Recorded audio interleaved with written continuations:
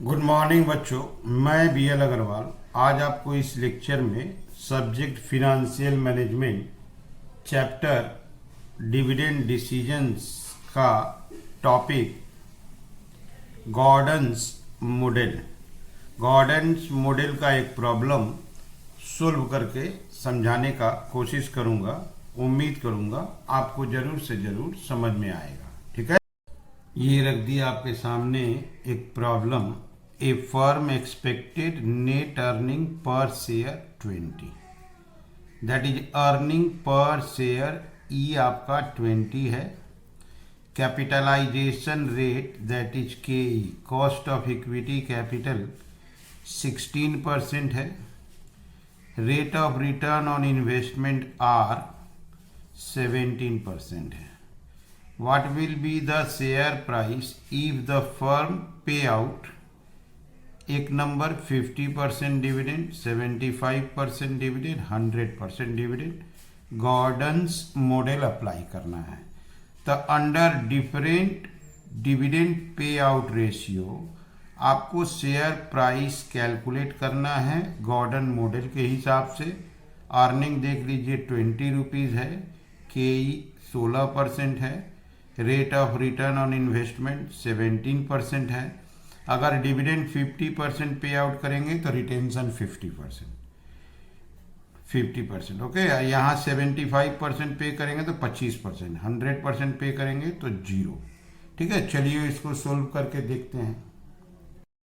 ये रहा formula Gordon's model P equal to D KE minus G, where D dividend per share है, E यहाँ लिखे हैं अर्निंग पर शेयर। जितना रुपया अर्निंग होगा उसका 50, 75, 100% डिविडेंड देना है, या से और भी कोई परसेंटेज हो सकता है। KE cost of equity capital है, G यहाँ इंपॉर्टेंट है ग्रोथ रेट है R इंटू रिटेंशन रेशियो। अगर डिविडेंड 50% पे होता है तो रिटेंशन 50 है। डिविडेंड 75% तो ये 25, वो 100 तो ये 0, ये 25 तो ये 75, ऐसे करके चलेगा। 100 माइनस, यहाँ देखिए retention ratio 100 minus dividend paid ratio. R हुआ rate of return on investment, और जो P आएगा यही आंसर होगा मार्केट प्राइस पर शेयर। ओके, ठीक है। तब चलिए क्वेश्चन के हिसाब से डिटेल फिलअप कर। तो एक नंबर में बोला है डिविडेंड पे आउट रेशियो 50%, तो रिटेंशन रेशियो भी 50% होगा। अगर डिविडेंड पे आउट रेशियो 50% हुआ तो ऑटोमेटिक रिटेंशन रेशियो भी 50% हो जाएगा। अब चलिए आपको यहाँ अरेंज करते हैं। E अर्निंग 20 रुपया था, तो डिविडेंड 20 रुपया का 50% 10 रुपया हो जाएगा। KE cost of equity capital 16% है। G ये होगा R into retention ratio. R आपका 0.17 है और रिटेंशन रेशियो 0.50 है, तो 0.17 इंटू 0.5 ये हो जाएगा 0.085। क्लियर है। अब इसको फॉर्मूला में देते हैं। P equal to dividend KE minus G। Dividend आपका 10 रुपया है, KE है 0.16 और G है 0.085। 10 रुपया डिवाइडेड बाई 0. ठीक है, 0.75। तो 10 रुपया को 0.075 से डिवाइड कर देंगे, आंसर आएगा 13.33। ओके, तो अगर dividend pay out ratio dividend pay out ratio 50% है तो अर्निंग 20, तो 50% डिविडेंड 10, KE 16% है, R आपका 0.17, तो रिटेंशन रेशियो, ठीक है, एक बार चेक कर लेते हैं। तो ये आ गया आपका 13.33। अब dividend pay out ratio change करते हैं, डिविडेंड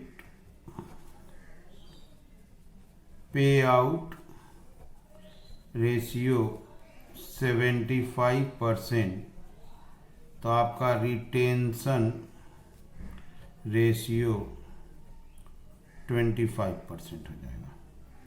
तो D होगा 20 रुपया का 75% 15, E तो पता ही है 20 रुपया, KE 0.16, G R into retention ratio, तो R हो गया आपका 0.17 और 0.25, 0.17 इंटू 0.25 ये हो गया 0.0425। अब यहाँ लाते हैं P equal to D KE minus G, D लेंगे 15 रुपया, 0.16 माइनस 0.0425, यहाँ आएगा 15.16 माइनस 0.0425, 1175, 15 डिवाइडेड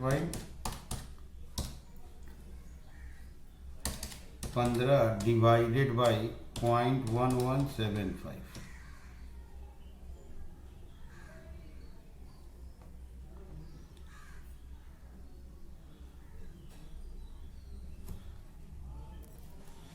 यहाँ पे थोड़ा सा मिस्टेक था, ये 133 पॉइंट, ठीक है, एक 3 कम हो गया था, 133.333। इसका है 15 डिवाइडेड बाई 0.1175, यह 127.66। ओके, तो ये हो गया था डिविडेंड पे आउट 50%, ये हो गया 75%, और एक बार है dividend pay out ratio 100%। Dividend pay out ratio 100%, तो रिटेंशन रेशियो 0%, तो D हो जाएगा 20 रुपया का 100%, 20, अर्निंग 20 था, KE 16 था, G हो गया R इंटू रिटेंशन रेशियो, तो R था 0.17, 0%, 0 हो गया। P बराबर D KE माइनस G, 20 रुपया, 0.16 माइनस 0, 20, 0.16। ओके, ये आ गया आपका 125 रुपये। तो हम लोग इसको different dividend pay out ratio में सोल्व किए। पहले 50% पे आउट रेशियो, तो 50% रिटेंशन, तो डिविडेंड 10 रुपया, अर्निंग 20 था, उसी का 50%, KE 16% था, R था 17%, उसका 50%, आंसर आ गया 133.33। उसके बाद डिविडेंड पे आउट को हम लोग 75% बनाए, तो रिटेंशन 25% हो गया, डिविडेंड 15 हो गया, अब ग्रोथ आ गया 0.0425, तो वैल्यू पर शेयर आ गया 127। इसके बाद हम लोग रिटेंशन रेशियो को 100 कर दिए, डिविडेंड पे आउट रेशियो 100 कर दिए, रिटेंशन हो गया 0 तो ग्रोथ हो गया 0, तो वैल्यू आ गया 125। ठीक है, तो ये हो गया solution as per Gordon's model. उम्मीद करता हूं आपको जरूर से जरूर समझ में आया होगा। ठीक है, ओके, थैंक यू, बाय।